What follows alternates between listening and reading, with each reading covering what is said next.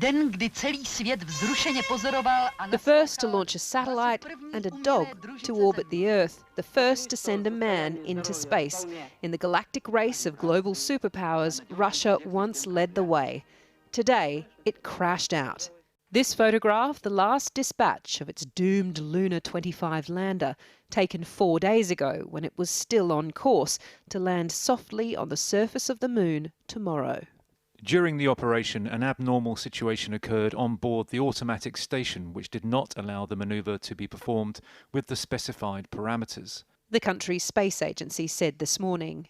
The apparatus moved into an unpredictable orbit and ceased to exist as a result of a collision with the surface of the moon.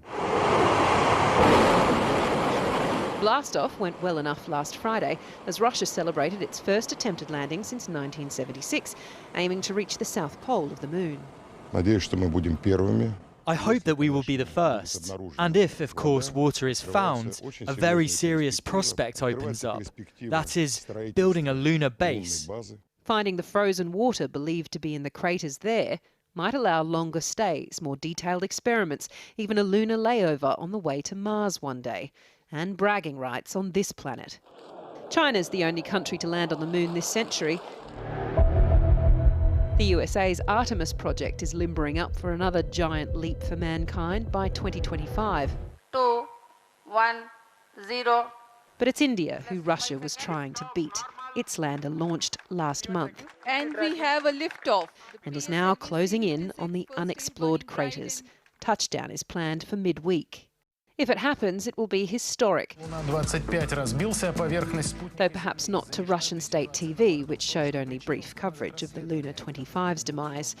Vladimir Putin needed an otherworldly win this week. His war in Ukraine is stuck, his economy struggling under sanctions. Success in space, like the good old days, would ease his earthly struggles. But tonight, any hope of that lies in pieces, more than 200,000 miles away. Well, earlier I spoke to Gregory Folko, an aerospace security expert at Cornell University, who also advises the US Homeland Security Department. I began by asking him what Russia's failure says about its space program now. This may be an indicator of the turning point in Russia's investment in a space posture. We understand that they have had struggles over the past couple of years with some of their spacecraft. And we also have known that their investment has waxed and waned over time.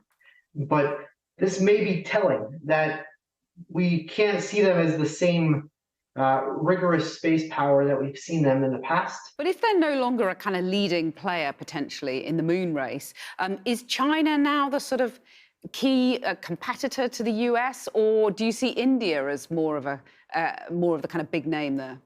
No, China is absolutely the one that we need to be looking at as the big competitor to the Western countries. And the reality is that China has far surpassed what many have possibly believed in the past couple of decades. How concerned should the West be about China's ambitions in space? Concerned. The reality is that China is using space as a new warfighting domain to project power.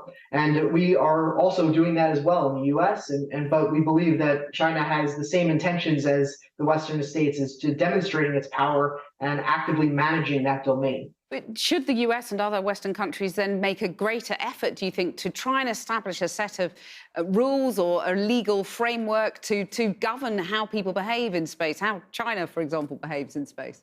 Yes, this is absolutely a huge problem right now. Like, the space governance domain is totally outdated. We're living in a wild west of reality today.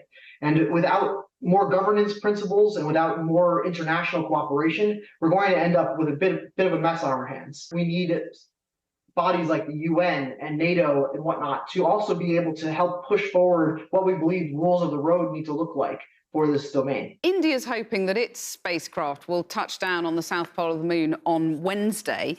Does that sort of catapult it into the big league, potentially? I do think so. We've seen other countries also try and land on the moon in the past couple of years, but the reality is that when you get to the moon, you become one of the big players, but your investment needs to not wax afterwards. You have to continue to invest. You can't just say, hey, we got there and we're done. And this is the failure that happened in the US decades ago, where we got to the moon and then we were done for a while. You can't do that. You have to continue investing and showing that you're part of a big team. And you talked earlier about a projection of power, and that's what this is all about. In a sense, is it really a kind of vanity project for countries around the world to show that they're important and powerful? I mean, is it any more than that, or much more than that? I think it is much more than that. And the reason why it's much more than that is because we are working towards a framework for understanding of how we should engage in the next domain of where people will be existing. And the reason why is because we're starting to see a whole bunch more civilian presence in the solar system. And the reason why that is critical to understanding why it matters who gets there first is because whoever gets there first is going to help manage that framework and that governance of who's allowed to exit the Earth's atmosphere and who's going to be able to work there properly. And so I think commercial companies are getting there, and that's why we need to care about this. Gregory Folco, thanks very much for joining us. Thank you for having me.